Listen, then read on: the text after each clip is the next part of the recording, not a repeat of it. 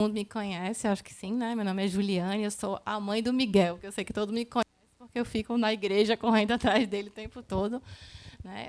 E eu queria dizer assim que quando Priscila me convidou para falar, né, sobre esse capítulo, sobre descontentamento, eu fiquei extremamente desafiada, pensando assim, meu Deus, eu não sou uma pregadora nata, né? Já vi várias mulheres maravilhosas que vieram pregar aqui, Priscila, Paula, Idélia, Núbia, né?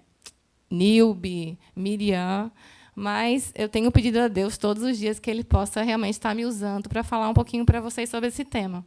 E eu percebi como esse tema é extremamente importante. Eu acho que eu nunca tinha parado para pensar como ele é importante e como ele me ensinou assim, estudar esse capítulo. Foi também uma forma de eu aprender sobre como estar contente, né?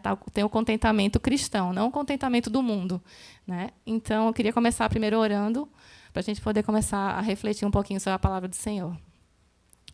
Senhor, obrigado por esse momento, ó Pai, porque temos essa oportunidade de estarmos aqui reunidas, orando, Pai, em comunhão umas com as outras, em comunhão contigo também, ó Pai.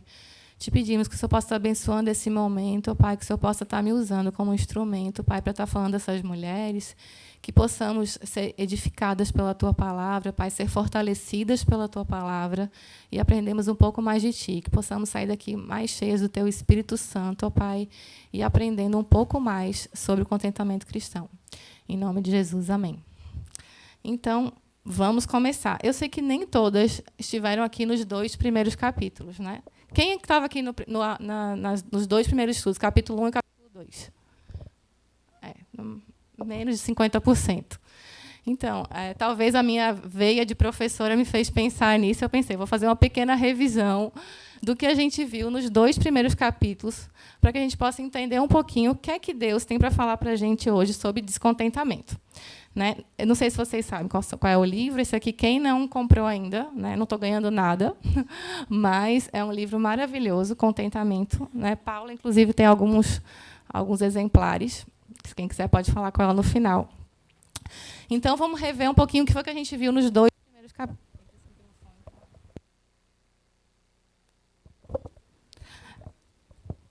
Alô? Acho que melhorou. Então, vamos lá. O capítulo 1 desse livro, ele primeiro nos ensinou um pouquinho sobre contentamento. O que a palavra do Senhor nos diz sobre a definição do que é o contentamento. Né? E ele fala que seria muito bom para a gente se a gente pudesse, pense em todas as circunstâncias que a gente passa no nosso dia a dia, se a gente pudesse ficar sem nenhuma reação, sem irritação, ficar sempre disposta, animada. Isso seria um benefício para a gente, tanto espiritual, emocional, como físico. Mas isso é expectativa, né? O mundo real não é assim. Né? No mundo real, a gente vive e o mundo aceita.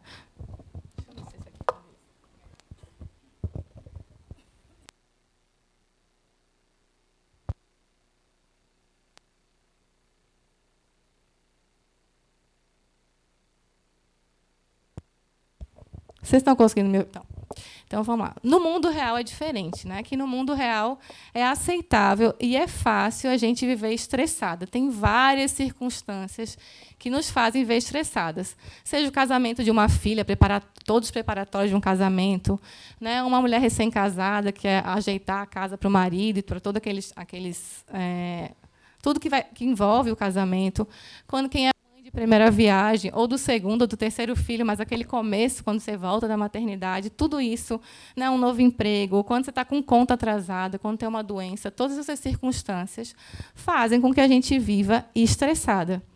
E é tão comum a gente estar estressada que a gente, às vezes, usa isso até como um pretexto. Né? A gente usa o estresse para poder justificar a nossa raiva, a nossa indelicadeza, a nossa grosseria, a nossa ansiedade, e isso tudo pode até nos tornar doentes. Né? Mas o que a gente tem que pensar é que estar estressada e viver assim é um pecado. Eu até pouco tempo não tinha pensado muito que o descontentamento era um pecado. Às vezes a gente acha que isso é uma característica de uma pessoa. Tem gente que é mais feliz, tem gente que é mais descontente, mas não. Estar estressada é um comportamento pecaminoso, de um coração que está inquieto. E O descontentamento traz consigo outros pecados, que isso é um aspecto muito importante que ela traz nesse capítulo 3, outros pecados que vão estar assim, caminhando junto com o descontentamento, que a gente não se dá conta. A partir do momento que a gente fica descontente, é um terreno fértil para vários outros pecados estarem junto com ele. Né? Mas, de forma contrária, o contentamento vai manter o controle sobre o nosso espírito e não vai permitir que outras paixões ou emoções possam gerar perturbação. Então, o que a autora fala nesse capítulo 1, que Paulinha trouxe para a gente, até naquele primeiro estudo, foi que a gente precisa aprender a se contentar. Não é algo natural que vai surgir. A gente precisa realmente aprender a se contentar, que é parte essencial da vida cristã. A gente está aprendendo a se contentar. Não é uma opção. Né? Eu quero ficar contente ou eu não quero. Não. A gente precisa estar contente. Né? E lá em Filipenses 4, que é o texto básico que a gente vai ver hoje, Filipenses 4, de 11 a 13. Alguém poderia ler?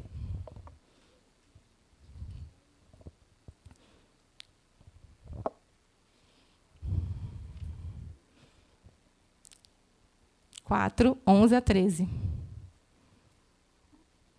Digo isto não por causa da pobreza, porque aprendi a viver contente em toda e qualquer situação.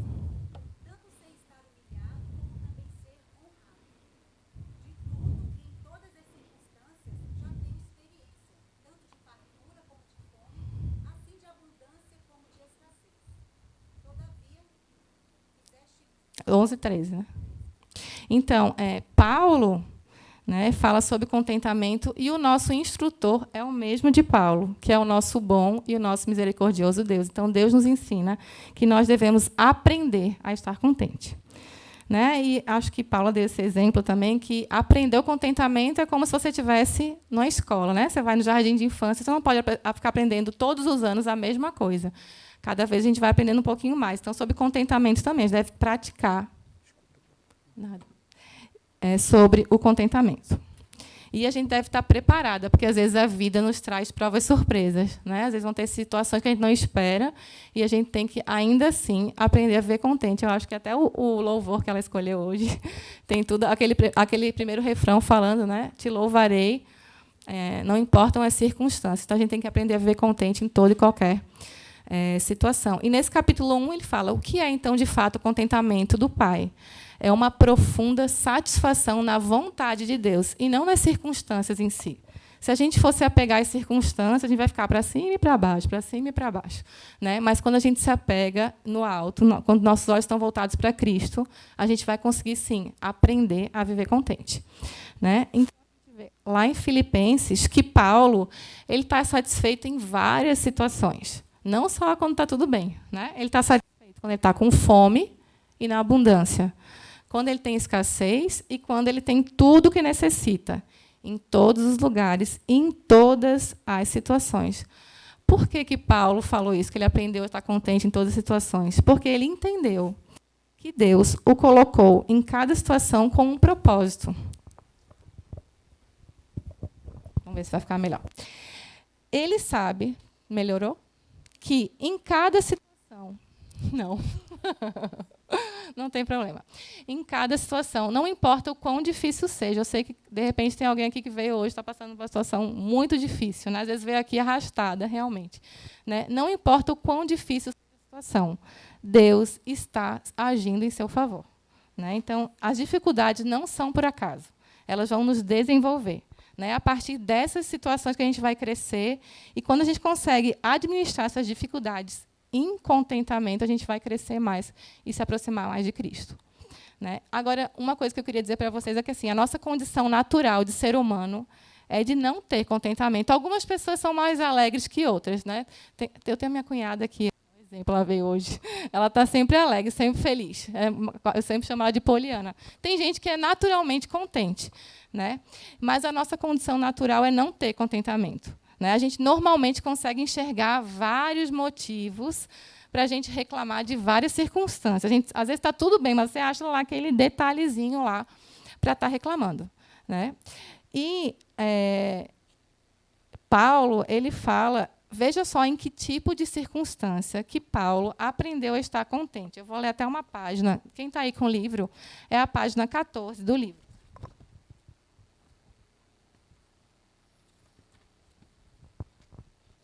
Eu ainda estou no capítulo 1, viu? Mas eu vou passar mais rapidinho, já, já. Vamos lá. Na página 14, ele fala o seguinte.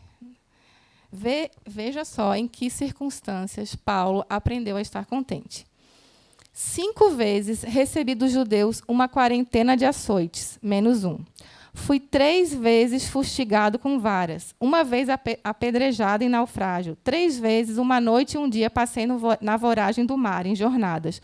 Muitas vezes em perigos de rios, em perigos de salteadores, em perigos entre patrícios, em perigos entre gentios, em perigos na cidade, em perigos no deserto, em perigos no mar, em perigos entre falsos irmãos, em trabalhos e fadigas, em vigílias, muitas vezes em fome e sede, em jejuns, muitas vezes em frio e nudez. Além das coisas exteriores, há o que pesa sobre mim diariamente, a preocupação com todas as igrejas. Então, eu acho que nenhuma de nós passou por tudo isso que Paulo passou, né? Talvez tenha outros tipos de circunstâncias, mas ele aprendeu a estar contente exatamente nessas condições. Então, assim, aprender sobre o contentamento não é como a gente aprender uma língua, né? Que você vai simplesmente pegar, ler o livro, tá, eu tenho que fazer isso. Não, é algo sobrenatural, e só através do Cristo, quando a gente se aproxima de Cristo e tem um relacionamento profundo, contínuo e diário com Ele, é que a gente vai, de fato, aprender essa habilidade de estar satisfeita com a vontade de Deus. Não é estar satisfeita com a circunstância em si, mas é estar satisfeita com a vontade de Deus em toda e qualquer circunstância. Né? Então, isso foi o capítulo 1, revisão aí do capítulo 1, para quem não estava aqui na nossa reunião. Depois, no capítulo 2, que foi Flavinha, acho que falou um pouquinho sobre as promessas de Deus. Então, o que é que o contentamento traz? O que é que na palavra de Deus nos traz como promessa para o contentamento?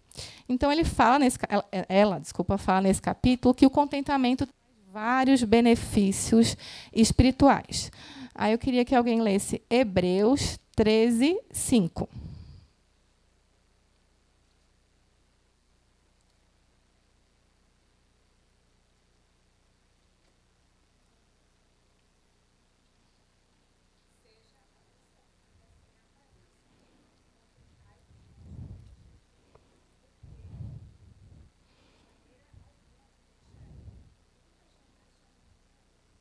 Isso. Então, aí tem uma promessa maravilhosa para a nossa vida, né? De maneira alguma te deixarei, nunca, jamais te abandonarei. Flavinha, quando veio falar com a gente sobre esse capítulo 2, ela falou um pouquinho sobre o versículo que está lá em Josué 1,5, né, que Moisés havia morrido e Josué foi incumbido de levar o povo à terra prometida, e que era algo extremamente difícil, né? Mas Deus deu palavras de conforto, era uma circunstância difícil para ele. Mas assim como foi com Moisés, ele disse, assim como eu fui com Moisés, eu serei contigo, Josué. Ele falou, não te deixarei e nem te desamparei. Então, assim como Josué, a gente tem vários outros homens na Bíblia que foram também conduzidos pelo Senhor e foram confortados em momentos difíceis. Nós mesmos, se a gente for olhar a nossa história e pensar, né, ao longo da nossa história, quantas vezes Deus foi fiel e cuidou de cada detalhe. É tão fácil a gente se esquecer, principalmente quando a gente está passando por um momento difícil, né, que é mais fácil a gente estar descontente, a gente rapidamente apaga tudo da memória. Mas se hoje a gente fizesse um exercício e pensasse um pouquinho ao longo da nossa vida, né, eu tenho 43 anos, ao longo dessa vida, quantas vezes Deus foi fiel, né, em cada detalhe minúsculo. Então, a gente pode olhar e ver de Deus constante na nossa vida, e só isso é um motivo para a gente estar contente. Né? Aí ele ainda vai falar de vários outros servos fiéis de Deus, no capítulo 11 de Hebreus, que tiveram que ter fé e coragem e que se lembraram dessa promessa de Deus, que não iria deixá-lo nem abandoná-lo. Certo? Então, essa é a promessa que ela fala no capítulo 2, sobre... Só um pouquinho que eu me perdi aqui. Sim, fala da história de Josué. Então, a gente deve ser guiada sem avareza, ou seja, sem murmuração, sem estar descontente, sem ceder esses desejos ilícitos, né? Porque boa parte do nosso descontentamento existe porque a gente não se satisfaz com aquilo que a gente tem, né? E deseja aquilo que a gente não tem. Quando a gente tem o contentamento, a gente elimina esses dois problemas. Tanto não estar satisfeitas com aquilo que nós temos, como querer aquilo que não temos, né? Então, a gente pode ver que tanto Paulo, lá no texto de Filipenses, como Josué, nessa circunstância, eles tiveram que ter coragem e força. E, para a gente ter contentamento, a gente também precisa ter coragem e força. Mas Cristo vai nos suprir, né? A gente pode ficar tranquila que isso é uma promessa de Deus. Tem coisa melhor do que descansar em Deus, então a gente pode descansar que Ele vai estar conosco e vai estar cuidando de cada detalhe. Certo? Então, revisão das duas coisas. O que é contentamento e quais são as promessas de Deus, né, que está com a gente sempre, né? Acho que isso já é o bastante para a gente estar contente. Então, agora, eu vou entrar no capítulo que Priscila pediu para eu falar um pouquinho para vocês, que é sobre descontentamento. Eu tinha trazido um vídeo, mas eu acho que não vai dar. Mas eu vou mostrar para vocês. Eu acho que vocês vão se lembrar na hora do que... Eita, agora parece que o computador... Só um pouquinho. É um videozinho de um desenho que diz muito sobre descontentamento.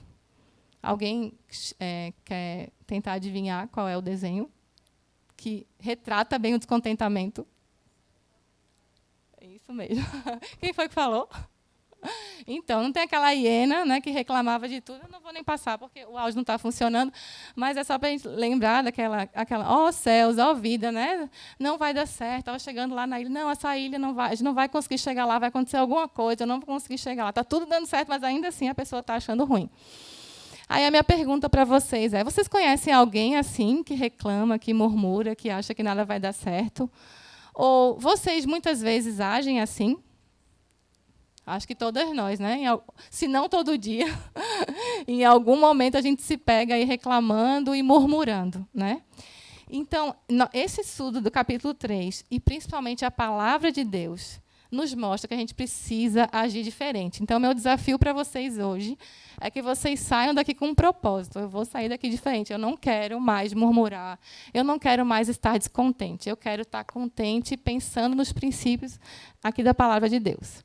Então, a gente precisa agir diferente e estarmos em contentamento. Como eu falei para vocês, a verdade é que o contentamento ele não é uma opção. Não é uma escolha, eu vou escolher ser assim. Não, é uma obrigação na obediência do nosso Senhor. Se a gente lembrar disso, que o contentamento é uma obrigação, é uma obediência a Deus, acho que só isso já causa um peso maior, a gente vai tentar um pouquinho mais estar contente. Né? Então, esse videozinho que eu tinha separado para vocês era só uma ilustração para a gente começar a falar um pouquinho sobre descontentamento. Deixa eu só tomar uma aguinha aqui. Mas, então, já que a gente já definiu o que é contentamento, vamos pensar, então, mas, afinal de contas, então, o que é descontentamento?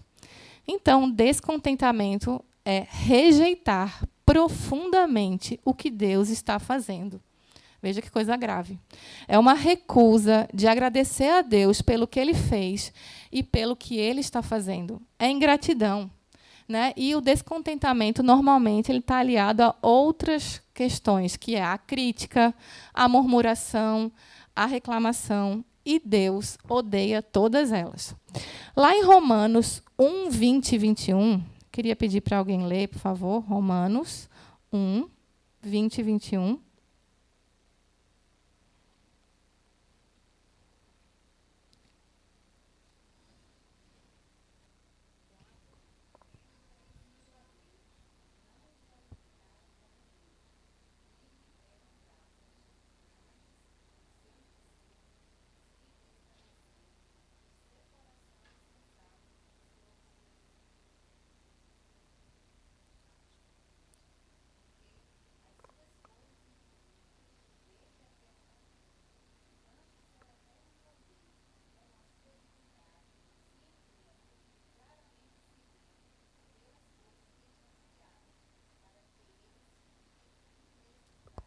Vinte e um.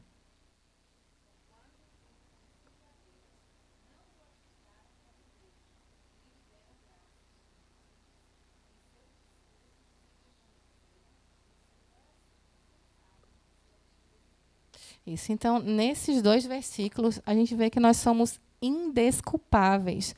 Quando a gente conhece tudo sobre Deus e não glorificamos a Deus, nem o damos graças. E isso a gente faz o tempo todo quando a gente está descontente. Lá em Filipenses 2,14, eu vou ler aqui para vocês. Filipenses 2,14. Fazei tudo sem murmurações nem contendas. Então, Paulo nos diz que a gente deve fazer tudo sem estar murmurando, sem estar reclamando, e para sermos agradecidas. E o que acontece? A gente vive hoje num mundo, né, que quem aqui não tem rede social, não vive no Instagram, né, é um mundo dos profetas da sedução, dos influenciadores digitais, que fazem tudo para vender os produtos, né, com promessas de realizações e de felicidades. Mas o resultado não é esse. Quanto mais a gente fica olhando lá o Instagram, em buscar, né, você olha, hoje a moda... Meu marido sempre ficava com raiva de mim, porque ele falava o seguinte, como é que pode? Até os teus 20 e tantos, 30 anos, todo mundo fazia sobrancelha para ficar com a sobrancelha bem fininha, né? Aí, de repente, todo mundo ficou com a sobrancelha muito fina e começou-se a falar que tinha que fazer o quê? Micropigmentação, para aumentar a sobrancelha. E agora, então, a sobrancelha, a moda é ter a sobrancelha mais grossa. E agora, não é mais a micropigmentação, é a mais natural. Então, você tem que fazer laser para tirar a micropigmentação. O que isso nos mostra que o mundo de hoje, ele quer nos seduzir com promessas que a gente vai ser feliz se a gente tiver isso, se a gente for assim. Mas, na verdade, a gente sabe que isso não é verdade. Por mais que a gente consuma, a gente vai continuar sendo insatisfeita e descontente. As contas bancárias vão estourar, os limites do cartão de crédito vão extrapolar, a gente vai ser cada vez mais materialista, os relacionamentos vão ser cada vez mais utilitários. Eu vou me relacionar com aquela pessoa porque ela tem algo para me oferecer, eu vou conseguir algo se eu me relacionar com ela. E Deus, até Deus, é utilizado, às vezes, como um meio para o consumo, para a conquista, para a bênção que eu quero ter. Né? Não vou entrar muito nesse mérito, mas, enfim, o nosso mundo hoje nos quer oferecer uma infinidade de coisas para nos tornar satisfeitos, que, na verdade, é uma alegria, uma satisfação momentânea e ilusória. Né? Mas a nossa conduta habitual, básica, segundo as Escrituras. O que a palavra de Deus nos diz sobre isso? Que a gente deve estar contente e satisfeito. E que o descontentamento nada mais é do que uma atitude orgulhosa do coração, quando a gente não está contente com aquilo que a gente tem. Ou a gente quer aquilo que a gente não tem, isso é uma atitude orgulhosa do coração. E a partir desse pecado, porque isso é um pecado, a gente pode pensar que não, assim, né, não querer pensar como um pecado, mas é. Né? Então, a partir desse pecado, vai se tornar um terreno fértil para muitos outros pecados. Quando esse descontentamento vai criando raízes no nosso coração, outros pecados da carne passam a ser inevitáveis. Lá em Gálatas 5, 19 a 21, alguém poderia ler Gálatas 5, 19 a 21?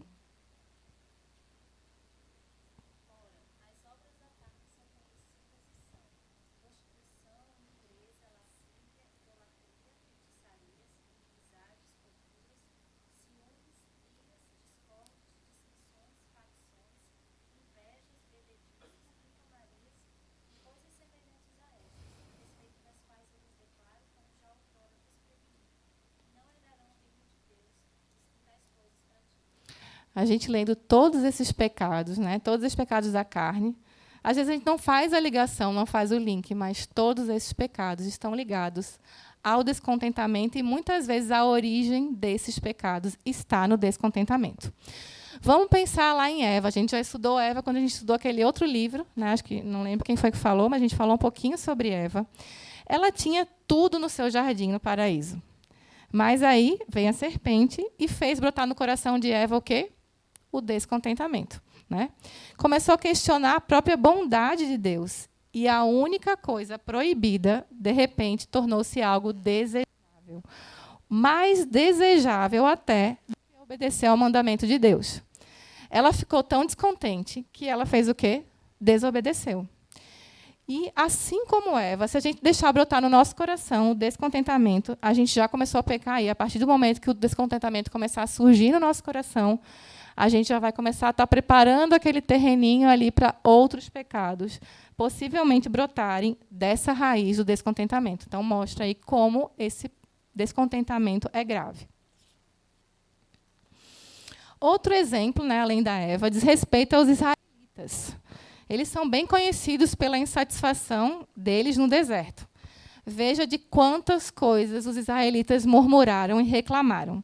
Eles reclamaram da comida, reclamaram dos líderes, né? Tem vários textos bíblicos, está lá em Números, tá? Números 11, Êxodo 16. Eles reclamaram dos líderes, Números 16, da falta de água, dos inimigos, e eles se recusaram a entrar na terra prometida por medo. E eles murmuraram. A gente conhece essa história até desde o departamento infantil, a gente já conhece essa murmuração deles. Então, todos eles que saíram do Egito tiveram que morrer antes que Moisés pudesse conduzir seus filhos e netos à terra proibida, à terra prometida. Por quê? Porque Deus odeia a murmuração e a reclamação. Né? Existem vários versículos na Bíblia sobre descontentamento, assim, que seguem esse mesmo padrão aí de Números. Depois fez Moisés partir os israelitas do Mar Vermelho e saíram ao deserto de Sur e andaram 3 dias no deserto e não acharam água. Então chegaram a Mara, mas não puderam beber as águas de Mara, porque eram amargas. Por isso chamou-se seu nome Mara. E o povo fez o quê? Murmurou contra Moisés, dizendo: o que havemos de beber? Depois, em outro capítulo, capítulo 16 de Êxodo, e toda a congregação dos filhos de Israel murmurou contra Moisés e contra Arão no deserto. Então, a gente vê vários exemplos de reclamação, de murmuração e de descontentamento, né? E, como eu falei, o descontentamento vai ser a origem de outros pecados. Quando a gente pensa em alguns pecados escandalosos, como, por exemplo, adultério, pornografia, se fosse possível traçar uma linha do tempo de tudo o que aconteceu até que esse pecado fosse consumado, a gente ia perceber que tudo começou com o quê? Com alguma forma de descontentamento, né? Então, todos os nossos pecados secretos são vistos por Deus até o descontentamento, e quando começa a surgir aquele descontentamentozinho lá no coração, a partir dele, outros pecados certamente vão brotar. Se a gente começar a alimentar esse pecado, outros pecados poderão vir aliados a ele, certo? Lá em Gálatas 6, 7, alguém poderia ler? A gente abriu Gálatas 5, né? Agora Gálatas 6, 7.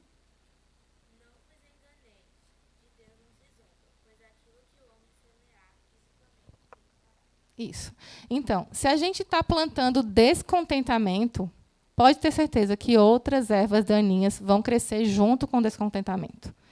Mesmo que esse pecado não venha ali imediatamente, parece uma coisa tão inofensiva, eu só estou descontente. Não, você não está só descontente. A partir do descontentamento, que é uma ingratidão, que é não reconhecer tudo que Deus faz e todo o controle de Deus sobre a sua vida, outros pecados virão e você poderá produzir uma colheita amarga. A autora aqui também ela fala que não só o descontentamento é algo que pode trazer outros pecados, mas ela fala também que estar próximo de pessoas descontentes também não é agradável. Quem é que gosta de estar do lado de alguém que vive reclamando, que está sempre murmurando, que não consegue achar nada bom? Os amigos vão se cansar de estar do lado dessa pessoa e cansar de ouvir o quanto a vida é difícil, como o seu chefe é ruim, como o seu marido não tem consideração com vocês. Tem umas que formam até grupos, né? Tem grupo de WhatsApp só para reclamar. Mães de gêmeos, mães de trigêmeos, mães que não dormem, né? Alguma coisa assim, reclamando e reclamando. E quanto mais ouvimos a nós mesmos reclamando e murmurando, mais a gente vai aceitar e vai acreditar em nossas palavras, e essa acidez vai assim impregnando no nosso coração e vai gerando essa atmosfera ruim, né? Quem aqui não tem, às vezes, na família, a autora coloca assim, esse exemplo, uma idosa que fica se perguntando por que ninguém vem me visitar, mas talvez você seja aquela pessoa que reclama e murmura o tempo todo. Então, o descontentamento ele vai se ajuntar em torno de 2 áreas gerais, nas coisas que nós temos e nas coisas que nós não temos. Então, primeiro, a gente fica descontente com aquilo que nós temos, né? Deus já nos deu algo, mas a gente recusa aquilo recusa a ser grato. A gente não está feliz com aquilo que Deus nos deu. Então, primeiro é com as coisas que nós temos. E isso vai alimentando um desejo de coisas que nós Não temos. Então, cobiçar o que não é nosso. E isso é um pecado grave contra um Deus santo e vai conduzir, então, a outros pecados. E, quando eu comecei a ler esse texto, comecei a pensar como a nossa sociedade está descontente, né? Como os nossos jovens, as nossas crianças até já estão descontentes. Eu sou professora do primeiro período de fisioterapia e dos últimos, mas cada vez mais eu vejo os que estão saindo do ensino médio no primeiro período com depressões profundas e descontentes e tristes, né? Então, o que é que está acontecendo? Por que será que o descontentamento é tão comum na nossa sociedade, em todas as classes? Isso não tem a ver só com os bens. Às vezes a pessoa tem vários bens, mas ainda assim ela está descontente. Em vários lugares, em diferentes faixas etárias, né? A insatisfação ela é presente num mundo que oferece uma gama de opções e sugestões que levam à felicidade. Era para ser o oposto, né? Tem tanta opção, tanta sugestão, mas por que, então, as pessoas estão tão insatisfeitas? Por que o contentamento parece ser algo tão inatingível, algo tão inalcançável? Né? Na própria igreja moderna, infelizmente, a gente vê muitos crentes insatisfeitos e murmurando por causa do trabalho, por causa da casa, não estão satisfeitos com a casa que moram, com o carro que têm, com o esposo, com os filhos, com a idade, com a aparência, com o corpo. Sempre vai haver um motivo de reclamação, para ficar com raiva e descontente. A gente vive numa sociedade de gente descontente e infeliz. Então, eu fui tentar ler um pouquinho, ouvir algumas pregações para tentar entender por que será que tem acontecido isso na nossa própria igreja. Né? A gente está falando com crentes aqui. Por que entre os crentes a gente tem visto tanta insatisfação, tanto descontentamento? Né? Qual a razão, então, seria do descontentamento cristão? E aí eu vou citar 4, não são 3. São 4 aspectos que podem ser o motivo de termos tanta gente descontente, tantos cristãos, tantos crentes descontentes. O primeiro é ter como base o modelo de vida ímpio, do ser e do ter. Então, os ímpios, a vida, o mundo, né, nos diz que para você ser feliz, você tem que ter beleza, você tem que ter dinheiro, você tem que ter sucesso profissional, você tem que ter bens, tem que ter posses, né? E quem busca isso sabe que isso é extremamente passageiro, né? E você pode alcançar tudo, você pode chegar no máximo do sucesso profissional, você já pode ser belo e ter feito todos os recursos estéticos para estar cada vez mais belo e ainda assim ser infeliz, né? Inclusive, quando eu comecei a ler sobre descontentamento, parece que toda a pregação que eu ia na reunião de oração, no domingo, tinha alguma palavra, alguma coisa que tinha a ver com descontentamento. E o pastor Sérgio, numa reunião aqui de oração, nas terças-feiras, ele falou sobre Efésios 5 e falou de um tio dele que sempre dizia uma frase que era o seguinte: a medida do ter nunca é preenchida. Então, se a nossa vida está baseada no ter, desculpa dizer para vocês, a gente nunca vai estar satisfeito, porque a gente sempre vai querer mais, né?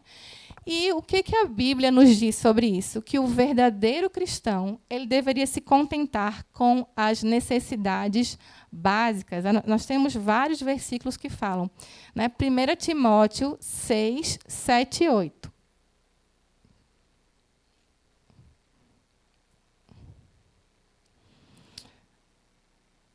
Porque nada temos trazido para o mundo, nem coisa alguma podemos levar dele. Tendo sustento e com o que nos vestir, estejamos contentes. Esse versículo já nos diz aí como é que o verdadeiro cristão deve se contentar. Em ter o que vestir e ter o que comer, estejamos contentes. Lucas 12, 15.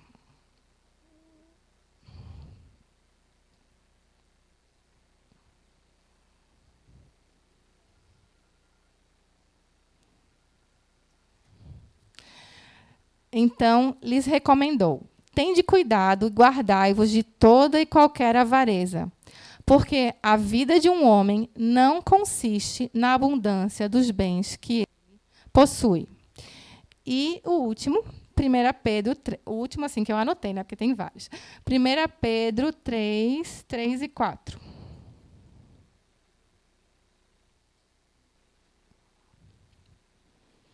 Não seja o adorno da esposa, o que é exterior, como frisado de cabelos, adereços de ouro, aparato de vestuário. Seja, porém, o homem interior do coração, unido ao incorruptível trajo de um espírito manso e tranquilo, que é de grande valor diante de Deus. Então, o que a gente está vendo aqui é que o ímpio, a vida do ímpio, né, tem como base esse modelo, ser e ter. E o que a palavra de Deus nos diz é totalmente o contrário. Se a gente tem o básico, é para a gente estar contente. Não é o exterior, mas sim o que nosso interior é o que importa para Deus. Né? E, na verdade, o que o ímpio coloca como um padrão de felicidade, ter muito dinheiro, ter muitos bens, Jesus muitas vezes coloca até como um obstáculo à fé. Né? Tem alguns versículos que ele fala, né? Mateus, só vamos ler um, Mateus 19, 23, 24.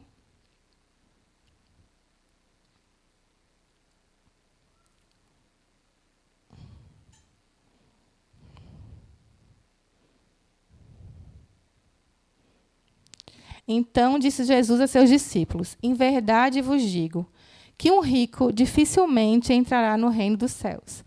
E ainda vos digo que é mais fácil passar um camelo pelo fundo de uma agulha do que entrar um rico no reino de Deus. Então, o que a palavra de Deus nos diz é justamente o contrário do que o mundo prega. Né? O mundo está dizendo que você tem que ser rico, você tem que ter bem, você tem que ser belo, você tem que ter sucesso profissional. E, na verdade, o que a palavra de Deus nos diz é que o verdadeiro tesouro está nas coisas espirituais, em se santificar, em perdoar, em amar incondicionalmente. Então, vocês querem ser contentes? Tirem os seus olhos desse modelo de vida ímpio e pensem nas coisas do alto. Se o nosso contentamento estiver nessa vida, a gente vai ser o mais miserável dos homens, é o que a própria palavra de Deus nos diz. Tá? Então, eu falei que seriam 4, né? 4 justificativas para os cristãos não estarem felizes, não estarem contentes. Ter como base o modelo de vida do ímpio, que é do ser e ter. E o segundo, considerar apenas o tempo presente, ou seja, ter expectativas em coisas terrenas, em pessoas, em relacionamentos, na carreira, nas grandes conquistas. Quando a gente perde a nossa perspectiva da nossa cidadania celestial, quando a gente esquece que aqui nesse mundo a gente é só peregrino, a gente vai viver infeliz, a gente vai estar sempre descontente. E o que a gente deve trazer à memória, então, para a gente poder estar com contentamento cristão? Que nós não somos daqui. Em João 18, 36, eu vou ler rapidinho para vocês, que diz, nós não somos daqui.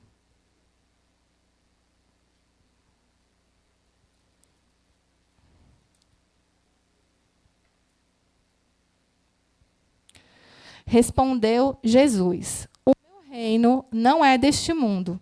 Se o meu reino fosse deste mundo, os meus ministros se empenhariam por mim para que não fosse eu entregue aos judeus.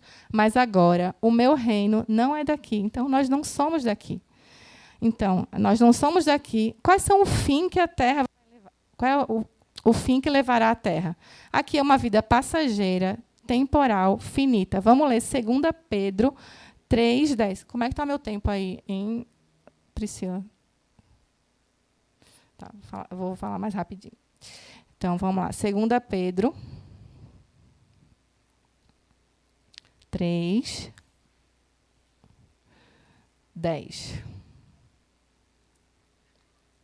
Virá, entretanto, como ladrão o dia do Senhor, no qual os céus passarão com estrepitoso estrondo e os elementos se desfarão abrasados. Também a terra e as obras que nela existem serão atingidas. Então, a vida aqui na terra é passageira, finita. E o contentamento pleno acontecerá em outro tempo e não no presente. A gente tem estudado aqui nas reuniões de oração, e quem não vem está perdendo, viu? Eu tinha uma resistência de vir para a reunião de oração, mas desde que eu me comprometi a vir, eu tenho sido extremamente abençoada, tenho aprendido demais. E a gente tem estudado sobre o livro de Apocalipse. E o que a gente tem visto é que a gente tem que estar com contentamento de descansar na expectativa da vinda de Cristo. Esse é o nosso principal contentamento. O retorno de Cristo é o que deve nos motivar para a gente não ser escravo dos prazeres desse mundo, para os prazeres do pecado. Né? E assim, terça-feira mesmo, o pastor Vitor falou, como uma noiva se prepara para o casamento, nós, cristãos, devemos estar nos preparando para o encontro com o Mestre. A gente precisa caminhar em obediência na palavra, como se a gente estivesse nos preparando para aquele grande dia do nosso casamento. Quando a noiva vai se preparar para o casamento, é todo um preparo, às vezes são meses de preparo, e o dia em si, né, tem o dia da noiva.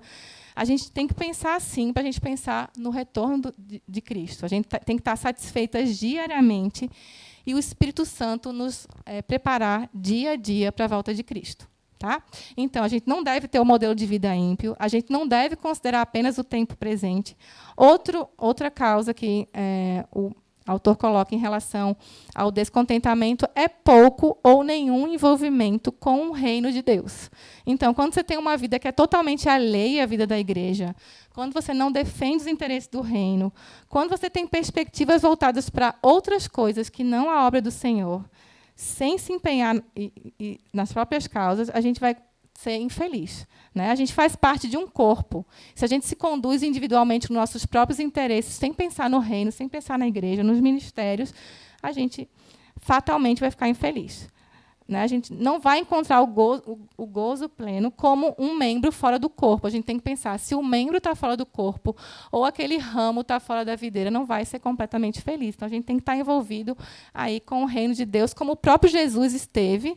Né? Ele se satisfazia em fazer a vontade daquele que o enviou, que está escrito lá em João 4, 31 a 34. Os apóstolos, os cristãos primitivos, a gente lê Atos 2, a gente vai ver como eles estavam felizes e satisfeitos em estarem envolvidos com o reino de Deus. Tá? E agora estou chegando no fim, viu, gente? E a última coisa, né, é andar na carne e não no espírito. Então, são 4 motivos para os cristãos estarem descontentes. Ter um modelo de vida ímpio, considerar apenas o tempo presente, ter pouco ou nenhum envolvimento com o reino de Deus e andar na carne e não no espírito. Então, quando a gente deixa o velho homem prevalecer sobre o novo, né, a gente vai ser fatalmente infeliz. O pecado, ele inicialmente pode parecer inofensivo, até divertido, mas ele é uma atitude de traição contra Deus. Então, a gente deve estar cuidando pessoalmente contra o pecado no nosso coração, cuidando da nossa própria alma, né? Nos arrependendo constantemente para que a gente possa nos purificar e, assim, também encontrar o verdadeiro contentamento. Certo? Então, vamos lá. A gente viu, então, todas essas causas do descontentamento. Então, qual é a verdadeira fonte do contentamento? Né? É Jesus Cristo, o Filho de Deus. É a fonte que jorra vida eterna. Se a gente ler lá em João 4, 13 e 14, a gente vai ver que a gente nunca mais terá sede, a gente vai ser plenamente contente, satisfeito.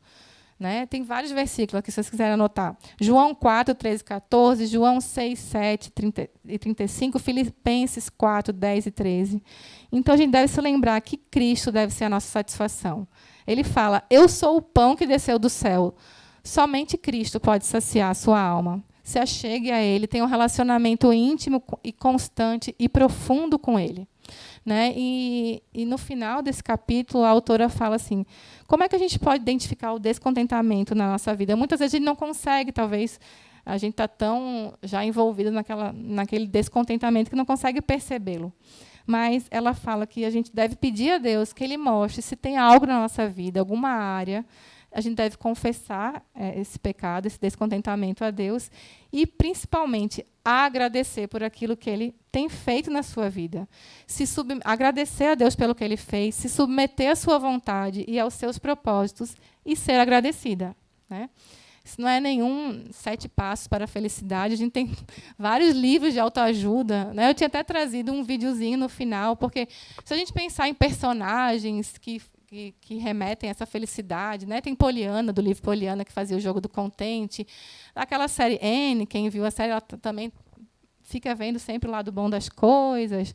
Né? Mas não é esse contentamento que Cristo nos ensina, é outro tipo de contentamento. Porque esse também, você vê o lado bom, não é o que Deus está nos ensinando necessariamente. Ele está nos ensinando que a gente deve largar o descontentamento e encontrar o contentamento nele, né? Buscar ele, ser cheio do Espírito Santo, pensar nas coisas do alto e estar na expectativa da vinda de Cristo. É isso que, de fato, vai nos trazer o contentamento. E as aplicações práticas. Como é que a gente pode, então, viver contente e sossegar nossa alma e se satisfazer em Cristo? Então, a gente tem que ter prioridades nas nossas vidas. Né? E qual deve ser a nossa grande prioridade? A glória de Deus. Se a glória de Deus não for a grande prioridade da nossa vida, se o prazer de Deus na glória dele mesmo não for o nosso prazer maior, não vai adiantar nada. A gente não vai ser feliz. A gente vai ter felicidade passageiras, vai querer coisas que vão passar rapidamente. Mas se a gente buscar, em primeiro lugar, o reino de Deus e a sua justiça, isso é um dos segredos do contentamento cristão. Né? Então, definir prioridades, dominar pensamentos, descartar pecados, depender das promessas de Deus. E nossa vida deve ser, então, de contínua adoração e culto a Deus. Né? Quando deixamos de ser controlados por nosso coração egoísta, humano, carnal, e o Senhor passa a controlar os nossos desejos, nós seremos, irmãs, gratas por tudo. Né? Esse contentamento é fruto de uma caminhada de prudência, quando o Senhor tem o controle sobre as nossas vidas, quando a gente abre a mão dos nossos próprios desejos e nos focamos em fazer a vontade do Senhor. Né? Então, esse é o meu desejo, que vocês possam sair daqui querendo buscar esse contentamento, né? Querendo se aproximar mais de Cristo e vivendo para a glória de Deus. Ok? Obrigada.